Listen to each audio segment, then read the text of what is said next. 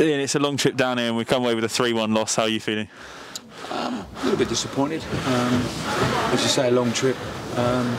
Disappointed with the goals we give away. It's just, we just got to look at ways of making sure we don't happen again, because the performance wasn't poor. It's probably the best we've played in the last 3 games of the way we've kept the ball. But again, you can't legislate for the mistakes we've made. Michael will probably tell you he hasn't had to make a save the whole game, but conceded 3 goals. So something's not right somewhere. And John, for you, we know you're vocal. We know you kind of run that defence and behind. Like Ian said there wasn't a lot to do except from those 3 goals that have gone in. What was your view on it from there? Well, it just seems like at the moment things just aren't falling our way. It was, to be honest, it was 2 mistakes in the first half that led to the goals. Yeah, we'll say the first one potentially we think it's offside and it's a ricochet, but the lad still travelled 20 yards across our box with the ball untouched. And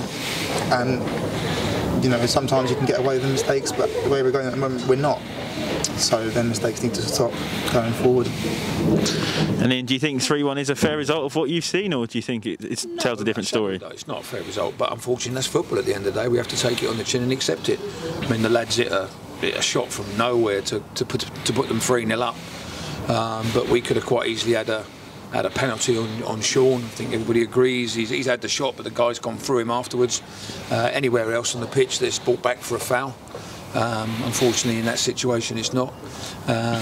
We got in some fantastic areas in the first half, and our delivery was poor. Or we failed to deliver the ball, and we want too many touches. But the football was there tonight in terms of the way we passed the ball was much better. But again, sometimes you've just got to go and grind out some results, and we opened ourselves up a little bit tonight. And as Michael said there, the first 2 goals should really be nullified. We shouldn't be making them mistakes at this level. And then the 3rd goal was a wonder goal. We showed us a lot of character to come back to get back to 3-1.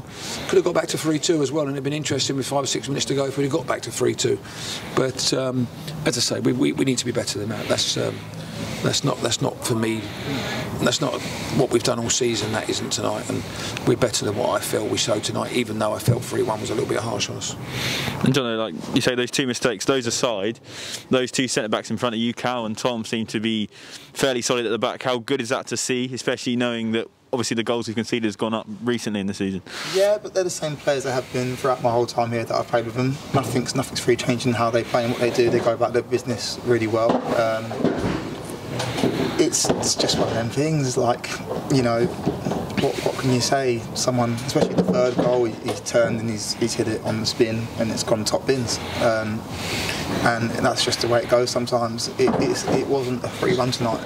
I do think they potentially outworked us around the park, and they were a lot more streetwise and I'd say non-league and how they played the game, and they put pressure on us at the back, and we made mistakes, and I don't think we did the same to them. We didn't ask them enough questions, especially in behind. We didn't spin them enough, and that's something that we've got to go away and look at. We've had a big chat in there. Hopefully it has an effect going forward. There was a lot of harsh, true words said, which I think's been needed after our run recently. But we've got to stick together. This is the same team that went 16 games unbeaten before Christmas and got to the 2nd round of the FA Cup and beat top of League 2, and we were still flying. So listen, it's a good team in there. It wasn't our night tonight, but I'm 100% sure that we're going to come back again, and we'll go again on Saturday, dust ourselves off, get to training on Thursday, and plan to get 3 points on Saturday.